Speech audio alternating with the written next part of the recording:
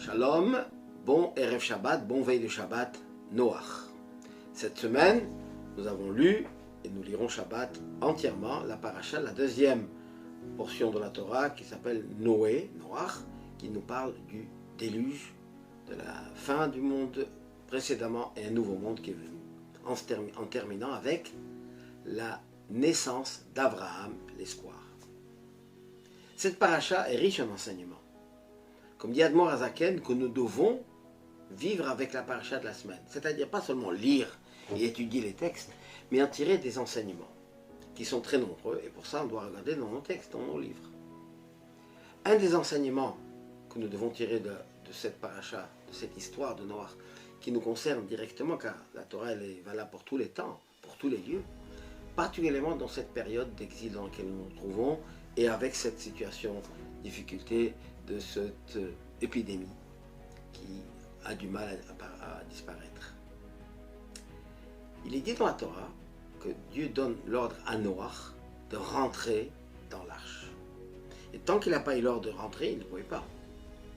Qui va le sauver du déluge environnant.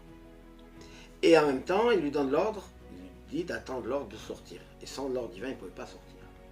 Au début, on trouve Bo, la Teva, viens dans l'arche. Et la deuxième fois, à la fin, Dieu lui dit Tse min ha-teva, sors. Et à chaque fois, il devait attendre l'ordre divin pour rentrer et pour sortir.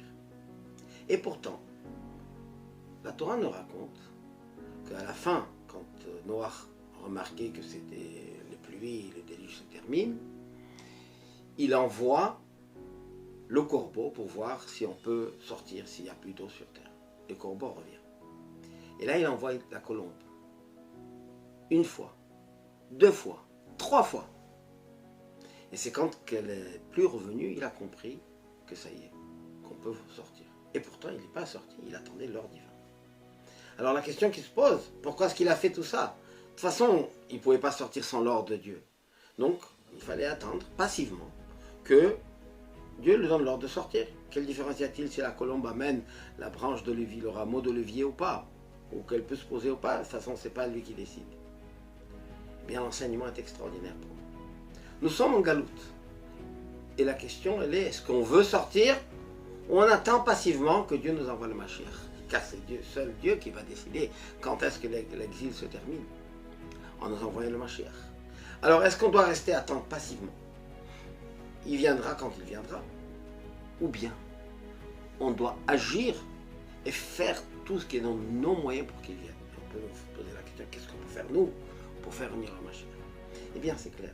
La Torah nous donne deux choses. D'abord, la émouna, la foi.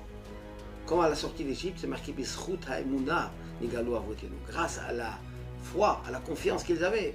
Parce que tout autour, il n'y avait aucune preuve que ça pouvait venir la fin de l'exil de l'Égypte. Au contraire. Et là, l'épreuve, elle était d'avoir la émouna. Savoir que malgré que tout autour nous montre que c'est pas demain la veille, comme on dit, eh bien, il va venir. Et on a cette ferme foi et croyance que Mashiach va arriver très, très, très prochainement. Et là, on ne reste pas à attendre passivement. On intensifie dans des bonnes actions. Torah, étude de Torah, Maasim Tovim, des mitzvot, la tzedaka, Ahavat Israël, l'amour du prochain. On diffuse le message de l'espoir à l'humanité. On fait tout ce qui est dans nos moyens, avec notre cœur et notre foi, pour que Mashiach arrive. Et comme dans l'arche, quand Dieu a vu que Noach voulait vraiment sortir, il a tout fait ce qui est dans ses moyens pour sortir, et bien Dieu lui a dit voilà, c'est bon, tu peux sortir. Il a envoyé la Géoula. Mais pareil pour nous, disons sages. Quand Dieu voit qu'on veut vraiment sortir de la lutte, qu'on n'est pas du tout à l'aise, non seulement parce que ce n'est pas bien ce qui se passe, mais parce qu'on veut cette révélation, ce bien-être, cette émouna, cette foi que Ram Maïmonide nous décrit. Il n'y aura plus de maladie, plus de guerre, plus de haine, plus de jalousie, mais ce sera un monde merveilleux. Et on faut le réclamer, le demander au Vikshu et Hashem Elokehem, et David Malkam, il faut réclamer. On demande à Dieu le Mashiach, et quand Dieu voit qu'on le veut, il sait, scrute nos cœurs, il sait que c'est honnête et sincère, et vraiment on le veut, alors il nous enverra le Mashiach très prochainement, qui amènera le Shalom à l'humanité tout entière. Shabbat Shalom ou Mevorach à tous.